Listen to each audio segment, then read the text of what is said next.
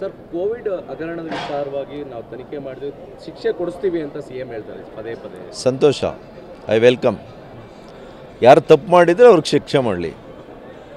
ಯಾರಾದರೂ ತಪ್ಪು ಮಾಡಿದರೆ ಅದರಲ್ಲಿ ಅವ್ರಿಗೆ ಶಿಕ್ಷೆ ಕೊಡಲಿ, ಶಿಕ್ಷೆ ಕೊಡಲಿ, ನೋಡೋಣ. ಈಗ 16 ತಿಂಗಳಾಗಿದೆ. ತನಿಖೆ ಮಧ್ಯಂತರ ವರದಿಯನ್ನು ತರಿಸ್ಕೊಂಡಿದ್ದಾರೆ. ತನಿಖೆ ಆದಮೇಲೆ ಮಧ್ಯಂತರ ವರದಿ, ಅಂತಿಮ ವರದಿ ಯಾವಾಗ ಬರುತ್ತೋ ಗೊತ್ತಿಲ್ಲ. ಇದೆಲ್ಲ ಆಗಲಿ, ನೋಡೋಣ. Let it come out. ನನಗೆ ಗೊತ್ತಿಲ್ಲ, ಅವ್ರನ್ನೇ ಕೇಳಬೇಕು. ಸರ್ಕಾರಗಳು ಯಾವಾಗಲೂ ಕೂಡ ಸೈಕಲ್, ಇದು ಚಕ್ರ ತಿರುಗ್ದಂಗೆ ತಿರುಗ್ತಾ ಇರ್ತದೆ. 16 ತಿಂಗಳಿಂದ 3 ವರ್ಷ ನಾವಿದ್ವಿ. ನಾವು ಆ ರೀತಿಯಲ್ಲಿ ಒಂದೇ ಒಂದು ಪ್ರಕರಣದಲ್ಲಿ ಮಾಡಲಿಕ್ಕೆ ಹೋಗಿಲ್ಲ. ಯಡಿಯೂರಪ್ಪನವರಾಗಲಿ ಬೊಮ್ಮಾಯಿರವರಾಗಲಿ ನಮ್ಮ ಸರ್ಕಾರ ಇದ್ದಾಗ ನಾವು ಒಂದೇ ಒಂದು ದ್ವೇಷದ ರಾಜಕಾರಣ ಆಗಲಿ ಅಥವಾ ತನಿಖಾ ಅಸ್ತ್ರವನ್ನು ಇಟ್ಕೊಂಡು ಅವ್ರನ್ನ ಬೆದರಿಸುವಂಥ ಕೆಲಸ ಎಲ್ಲೂ ಮಾಡಲಿಲ್ಲ. ಮಾಡ್ತಾ ಇದ್ದಾರೆ ಇಲ್ವಾ ಅಂತ ಕಾಲನೇ ನಿರ್ಧಾರ ಮಾಡುತ್ತೆ.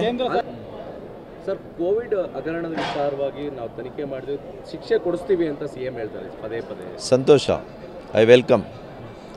ಯಾರು ತಪ್ಪು ಮಾಡಿದರೆ ಅವ್ರಿಗೆ ಶಿಕ್ಷೆ ಮಾಡಲಿ. ಯಾರಾದರೂ ತಪ್ಪು ಮಾಡಿದರೆ ಅದರಲ್ಲಿ ಅವ್ರಿಗೆ ಶಿಕ್ಷೆ ಕೊಡಲಿ, ಶಿಕ್ಷೆ ಕೊಡಲಿ, ನೋಡೋಣ. ಈಗ 16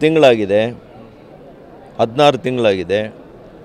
ತನಿಖೆ ಮಧ್ಯಂತರ ವರದಿಯನ್ನು ತರಿಸ್ಕೊಂಡಿದ್ದಾರೆ. ತನಿಖೆ ಆದಮೇಲೆ ಮಧ್ಯಂತರ ವರದಿ, ಅಂತಿಮ ವರದಿ ಯಾವಾಗ ಬರುತ್ತೋ ಗೊತ್ತಿಲ್ಲ. ಇದೆಲ್ಲ ಆಗಲಿ, ನೋಡೋಣ. Let it come out. ನನಗೆ ಗೊತ್ತಿಲ್ಲ, ಅವ್ರನ್ನೇ ಕೇಳಬೇಕು. ಸರ್ಕಾರಗಳು ಯಾವಾಗಲೂ ಕೂಡ ಸೈಕಲ್, ಇದು ಚಕ್ರ ತಿರುಗ್ದಂಗೆ ತಿರುಗ್ತಾ ಇರ್ತದೆ. 16 ತಿಂಗಳಿಂದ 3 ವರ್ಷ ನಾವಿದ್ವಿ. ನಾವು ಆ ರೀತಿಯಲ್ಲಿ ಒಂದೇ ಒಂದು ಪ್ರಕರಣದಲ್ಲಿ ಮಾಡಲಿಕ್ಕೆ ಹೋಗಿಲ್ಲ.